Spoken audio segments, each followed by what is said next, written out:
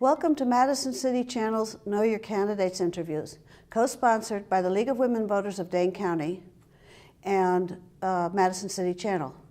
My name is Diane Liebert, and I'd like to introduce you to Anna Moffit, who is running for the School Board Seat 1 for the Madison School District. As we begin, I'd like to give you a chance for an opening statement as to your educational, vocational, and civic experience with why you're qualified. Why do you want to run for school board? It's easier than try to read the monitor. Well, thank you for having me here. Anna Moffit, Madison Metropolitan School District. I currently serve as the Vice President of the school board. I chose to run for the Madison School Board several years ago just because education has always been a key thing in my life. I attended UW-Madison and graduated with an elementary education degree, taught for about 7 years. After I started a family, we started really quickly. I had 3 kids under 2, so I did have to leave my teaching job to take care of stuff at home. And during that process, early on in my son's development, he was diagnosed with autism, which made it a little bit more difficult to get back into the teaching profession, but I learned a tremendous amount navigating the systems he was in. And it was really through that work and as my work with Wisconsin Family Ties as a parent peer specialist, I saw how children like my own and others face so many barriers within our school system and with our community that I felt I needed to do something more to make education more accessible for all students. Okay, first question. The achievement gap between white students and students of color is a chronic problem that MMSD has struggled with for a long time. What priorities of the superintendent do you support, and what do you believe should be the role of the board members? Well, I agree it's a tremendous concern, and it is one of the reasons why I decided to run. I am supportive of Superintendent Cheatham's work around working with the National Equity Project. I think that's important work that is really looking at implicit bias and just perspectives or biases that people might have about certain students, and in particular students of color.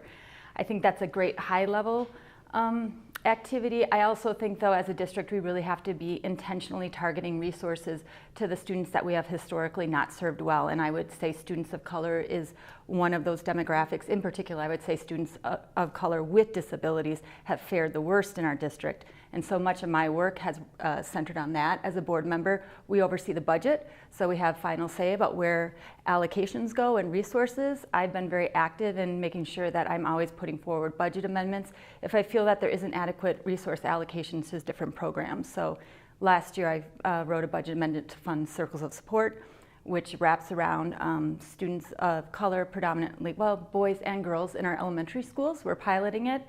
And I've also done a lot of work with the intensive support team, which provides mental health services to students that wouldn't have access to them otherwise. Okay, thank you. Number 2, the issue of a contract with the Madison Police Department for Education Resource Officers in the MMSD schools is a contentious issue. Do you support having these officers in schools, and are there other ways school safety should be addressed? It is a contentious issue, and I am actually an individual that really led the discussion and the work to create the Educational Resource Ad Hoc Committee that the Board of Education currently has. I felt that it was important to create this committee because what we had been doing for the past 20 years was not leading to good outcomes, and we were continuing to see students receiving arrests and citations in our buildings, which fuels the school-to-prison pipeline. So my work was to bring the discussion out into the open. In the past, it had always been settled behind closed doors with just a handful of folks. And so the board decided we needed to try something different to tackle this issue. And it worked out well because the broader community was focusing on it. And so, you know, I'm really proud of the work that the Board of Education has done in regard to this issue. Personally, for myself, I work with a lot of students that do have interactions with officers, so I definitely have concerns. I do not think the status quo is acceptable. However, being part of the committee, I am moving through the process with the 11 other committee members, and we'll be bringing recommendations to the board in May. Okay, thank you. What do you identify as the biggest budget issues for the school district in 2018 and going forward? And how do you believe the board should assist in handling them? Well, I think budget issues will always, I think an issue that will come up is, I do believe that public education is chronically underfunded. I don't believe that the state government or the federal government have really fully committed to fully funding our public school system. I think I have continuing to have growing concerns about the expanding voucher program, as well as taxpayer subsidies going out to families that enroll their children in public schools, or I'm sorry, in private schools, because all that money comes out of our state aid, which means if we're financing children to go to private schools, then those resources are being taken away from our students that are currently attending public schools. And we know the majority of people that utilize vouchers already had their children in private schools to begin with.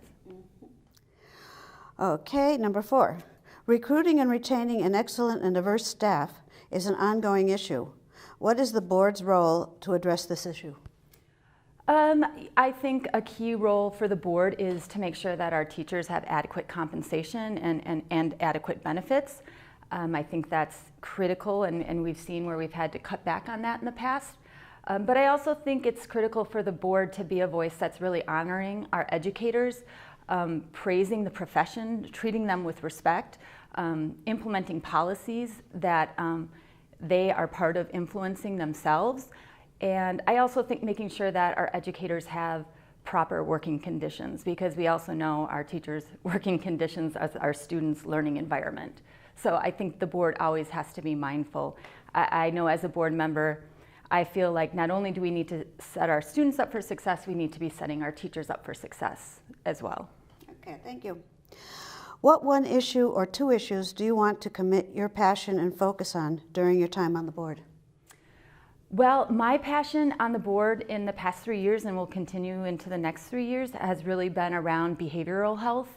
I feel that we continue to see more and more students coming to our schools that have pretty significant trauma histories. They're facing a lot of things like poverty, homelessness, food insecurity.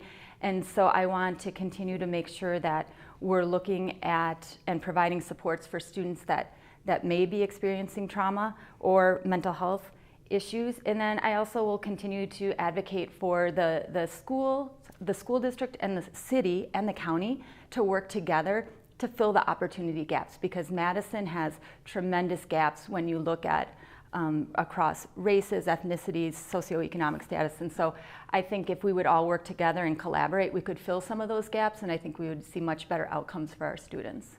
Okay, thank you. How do you envision yourself keeping up with multiple constituencies, including students, parents, teachers, administrators, and the taxpayers who are not part of these other groups, but to whom you must answer? Well, I think I do that really well because I have 3 children in our schools, so I'm continually connecting with staff and other families that have kids in the schools. I'm a taxpayer and I'm active in my neighborhood, so I know a lot of folks through my other work as a family advocate. I'm connecting with other families that may have a different experience than I do personally. And as a board member for the past 3 years, I've had the opportunity to be out in the community, continually talking with different groups, getting their feedback on what's their priority, visiting our schools. So I'm going to continue to do what I do, talk with people. Okay. What do you envision as the Dane County, oh, I'm sorry. It's the wrong one. What personal qualities distinguish you in this election, and why do you believe this will help you make the best, best representative on the board? Well, I think there's a number of qualities that I bring to the board. I do feel, as a parent of a child with a significant disability as well as mental health challenges, I really bring a critical voice to be able to share what our families and children and youth are experiencing in our schools. I think that's a critical voice to have at the board, because as I said at the beginning, the outcomes for our students with disabilities are some of the worst across all demographic groups, and so I want to continue to be there to raise our strengths for our districts, but also challenges. Another quality that I bring is, like I said, I'm a parent, so I'm in my child's schools frequently, and I can see what's going on.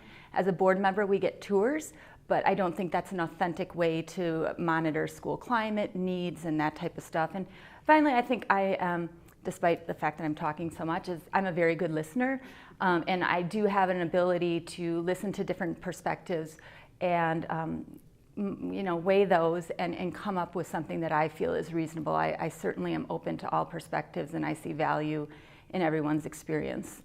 Okay. Now, what would you like to say to the viewing audience as we complete this interview? Well, I would like to say is I would love to have your support on April 3rd for the school board election. I feel like I've accomplished a tremendous amount in my first 3 years, but I want to continue to stay on the board and fight for our students that are currently marginalized and being excluded and not receiving the services they need to reach their full potential. I want to thank Anna Moffit for speaking with us and the viewing audience for taking the time to watch Know Your Candidates. As with every election, please vote. And on behalf of Madison City Channel and the Dane County League of Women Voters, I thank you for joining us.